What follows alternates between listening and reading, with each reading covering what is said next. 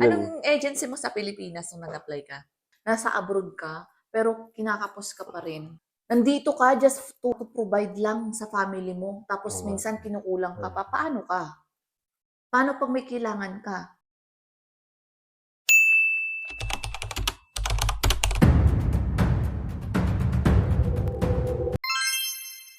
Hello mga kababayan! Ngayon nandito tayo ulit. May isa tayong kababayan na makakasama at makakausap tungkol sa tunay na buhay dito sa Hungary. Alamin natin ang mga pinagdaanan niya at paano nga ba siya nakibaka dito sa Hungary. Hi Mr. Arnold, kamusta ka ngayon? Ayos naman po. Ilan taon ka na dito sa Hungary? This coming December is 2 years. 2 years, ibig sabihin, kamusta yung bagong batas ng immigration? Na-apply na ba sa inyo? Magkakaroon ba kayo ng extension or what? So far, ang sinabi sa amin ng agency, may +1 pero totally na ako complement talaga. Okay. So, ibig sabihin, nag-survey na sa inyo. Opo, opo. That's good kasi good news yan sa mga fellow kababayan natin. Sa mga nagtatanong kung totoo nga ba yung 2+1 na bagong batas ng immigration. Since na nakausap na kita, isa ka sa magpapatunay na totoo talaga na meron talagang extension para sa mga OFW dito na nagtatrabaho. First time abroad ka ba? Bali, second time po, galing akong Taiwan. Saan ka sa Taiwan? Sa Nancy, Anong company mo doon? Kaohsiung. Kaohsiung? Sa Kaohsiung. Dito, boost printed circuit. Anong taon ka nung nasa Taiwan ka? Mga anong years yun? 2015 to 2018. Since na ex-Taiwan ka pala, nag-adjust ka ba dito kay Hungary? Oo, lalo na sobrang lamig. Iba yung klima rito. Malamig din naman talaga sa Taiwan, pero mas iba rito. Saka yung mga approachable mga tao rito, hindi katulad sa Taiwan, ang daming makakaaway.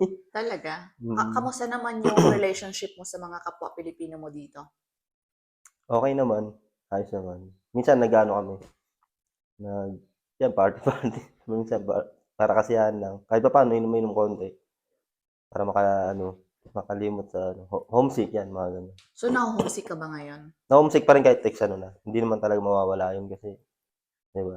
Paano mo na-overcome yung homesick mo? Anong ginagawa mo para maibsan yung lungkot mo pagka-miss mo sa pamilya mo? Ayun minsan manonood ng movie sa cellphone o kaya 'pag hindi naman gaano malamig, lalabas kakain diyan ng pizza, burger, gano'n lang. Ganun lang yan. Mm. Magkano yung mga pinapadala mo sa Pilipinas? Depende po, iba-iba rin, eh. Kasi hanggang ngayon may binabayaran pa rin ako. Anong company mo dito? Allison, Allison. Anong gawa sa Allison? isa siyang transmission, buuan kami. Pero Hmm. dalawang kumpanya, humahawak talaga sa amin, under kami ng Opel, yung Okay. Kaya yung jacket mo is Opel Opel, Gotthard. sister Kamusta company. naman yung sahod mo sa Allison? Yung kumpara sa Pilipinas, okey naman, basta okey siya. Sapat ba yung sinasahod mo dito para maibigay o mai-provide mo yung pangangailangan ng pamilya mo? Hindi ko masasabing sapat kasi kahit papaano pa rin, Kinukulang ka pa rin kumukulang pa talaga. rin talaga. Paano kapag nagigipit ka? Siyempre, sabi mo, hindi mo masabing sapat kasi kinukulang ka. Anong ginagawa mo kung kinukulang ka sa padala? Dito kasi sa'min may cash advance, pero wala na naman tubo, hindi katulad sa Pilipinas na 'di ba 'pag nag-cash advance minsan pinapatubuan nila. Dito kinukuha naman kada sahod kinukuha nila. Ibig sabihin dito sa company niyo may pa-cash advance kayo? Yung humahawak sa'min yung WH. Okay. So, kapag ginigipit ka, meron kang nagka-cash advance ka sa Mm. WHC. Sa tingin mo ba sapat na yung paglayo mo sa pamilya mo para matupad mo yung pangarap mo? Kung kinukulang ka naman dito? Tinatanong yan pero medyo 50-50. Nandito ka just to provide lang sa family mo, tapos Oo nga. minsan kinukulang ka Oo. pa. Paano ka? Paano pag may kailangan ka? Minsan nagsa-sideline. Tulad nung nakaraan nag-sideline ako sa Hungary. Pero yung parang lang, tulong lang sa'yo ng Hungarian, parang nagpatulong lang sa'yo tapos binayaran ka, gano'n? Per hour. Pero paano ka nakaka-survive? Paano mo na-overcome yan na nasa abroad ka, pero kinakapos ka pa rin? Paano mo yan nasusolusyunan bilang tatay, padre de pamilya? Parang nakakapagod ata yun Oo. na nagtatrabaho ka tapos kinukulang ka pa, walang natitira para sa'yo. Paano kapag katapos ng kontrata? Paano yung pamilya mo? Sa akin ginagawa ko sobrang tipid talaga, kahit na ano, kahit kada sahod di nga ako nagbibili ng mga gamit na ano, talagang nag-iipon kahit na ang sahod namin maliit, nag-iipon pa rin ako isa lang talagang gusto kong mangyari magka-business pag-uwi para gusto ko na kasi ring tuldukan din yung pag-abroad ko. Ayokong gawing lifestyle yung pag-abroad. Kasi yung iba ang ginagawa nila, yun nga ginagawa ng lifestyle dahil sabihin natin, oh, mas malaki ang sahod dito ng 2 times o 3 times, pero iba pa rin talaga yung ano, nasa pamilya ka sa Pilipinas ka, yung mga kapwa mo lahat na at iba yung may business kang ano dun, ta's hindi naman kahit naman sabihin natin malaki ang sahod natin dito, 100,000, 200. Kung pag-uwi mo hindi mo naman maaano yan, eh, yung tawag dito, hindi mo mase-settle kung saan mo gagawin. Siguro mga wala pang year ubos agad yan, Oo, totoo yun. abroad ka na naman. Kung hindi mo alam paano Mm, i-budget kung yung pera paano talaga, kung saan oo. mo ipapasok kung sa business o sa ano, kasi kahit Oo. papaano may pagka-business minded ako kahit Anong pangarap mo sa pamilya mo? nakaahon sa kahirapan, yun. Para makapag-start talaga ng ano, business, yun ang target ko ngayon.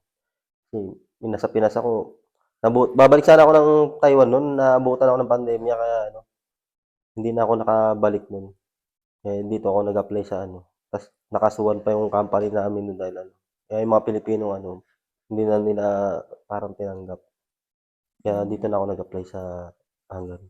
Arnold, what is the hardest of being OFW? Ayan nga, yung paglayo mo sa pamilya mo yan ang pinakamahirap sa bawat OFW.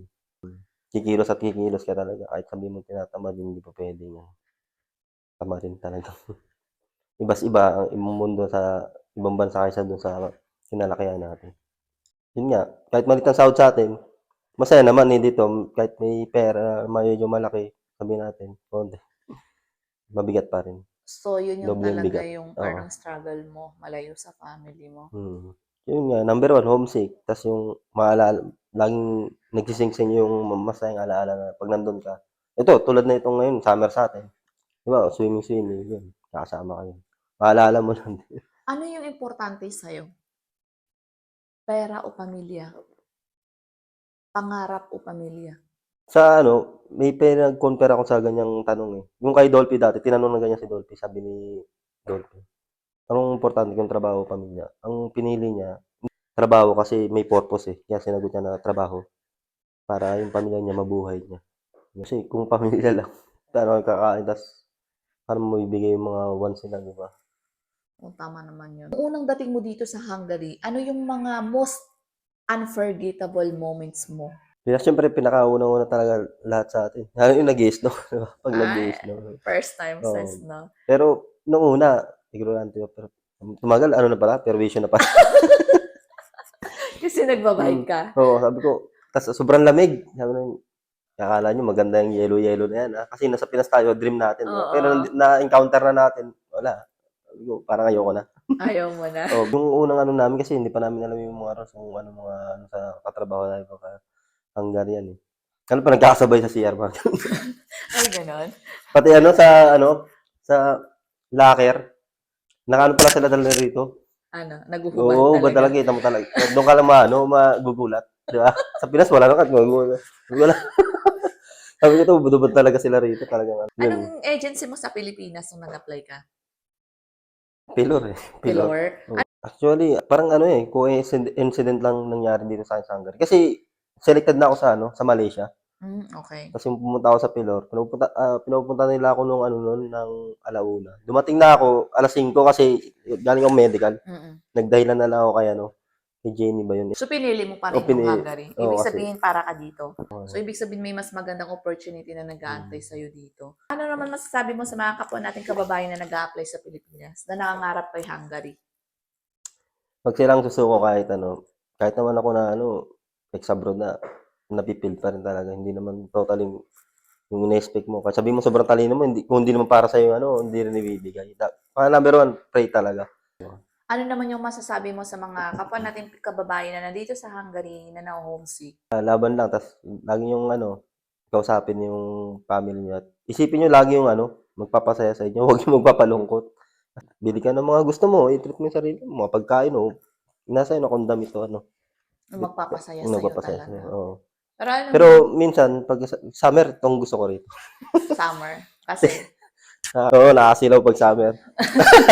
Alam na, matik na yan. Malungkot ako. Malungkot ako pag taglamig eh. Kasi wala ka nakikita. Hindi, joke lang. Ano lang yung pangaliw mo lang sa sarili mo. Para Ano yung mga compensation na nakukuha mo sa pagtatrabaho dito? kuryente, tubig, wifi, libre lahat. So, pagkain na lang talaga Pagkain yung na lang. inaano Pero mo. minsan nakakaano pa rin kasi dapat luto na, no? Kasi pagod ka na eh. Magluluto ka pa. Di ba? Tumawag ka. Kamaran mo. Hindi, totoo naman talaga. Kasi sobrang pagod na eh. Oh, sa Pilipinas, dumaan ka na lang kahit sa mga McDo, Jollibee, ano ka na eh, diretso ka na uwi, tulog ka na.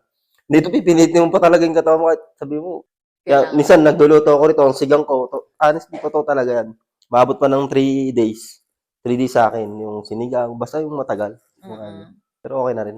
Ayos na rin. Tanggap ko na. Dahil ito na talaga eh. Trabaho yan. Mm-mm. Yun nga lang, pakiramdam ko, doble kasi nandito ka sa ibang bansa. Kasi dati nagtrabaho, mas mabigat pa nga sa Pilipinas. Nag-construction din ako eh. Buhatan din kami na ano, mahigit 50 kilo. Hmm? Sabi ko, grabe yung bigat talagang trabaho na yun. Namumutok-mutok pa yung mga ano ko, kamay ko. Kasi, kaya napilitan ako mag-apply doon dahil yun yung parang open na dahil ano, pandemya pa. Yun pala yung malapit na company sa amin. Kaya pinasukan ko na. Yun nga yung iniisip ko eh. Sabi ko, ba't ito inaano ko? Kaso parang iba, mas doble ang bigat dito. Yung pala, simple, hindi mo kasama pamilya mo. Okay. Mas doble ang bigat. Kahit sabi mo magandang trabaho mo, bigat pa rin naman. Kaya parang dumoble lang. Sabi ko, ba't? Tapos pag uuwi ka Mm, pa, kailangan mo pa kumilos para sa sarili oo mo. nga. Parang doon ka napapagod. Pero dasal ka lang. Pero gano'n pa rin talaga. Talagang lungkot is lungkot talaga. Kahit sabi mo ex-abroad ka, di ba? Talagang ano pa rin. Medyo may kurot pa rin talaga. Talaga. Kaya yung Oo. akala nila na pinupost natin ng mga ganyan, yung parang piniplex natin, akala nila, di ba? Oo. Hindi nila alam kung anong hirap ang pinagdadaanan Kaya natin dito nga. sa Pero laban ka lang. home. No? Laban lang talaga. Oo. Yun lang talaga. Tsaka pray talaga number one. And thank you, Mr. Arnold. Pwede Salamat mo batiin family mo. Opo. Shoutout sa family ko. Ay, Melanie Lagahit Laureno. Saka sa anak ko si Aiden Jab Laureno. Hi, Ay, hello. Kamusta kayo? miss Ayan. ko na. Thank you so much, Mr. Arnold, sa pagpapa-unlock sa interview. Oo. At hangad ko yung magandang kinabukasan mo. At sana ma-overcome mo yung lungkot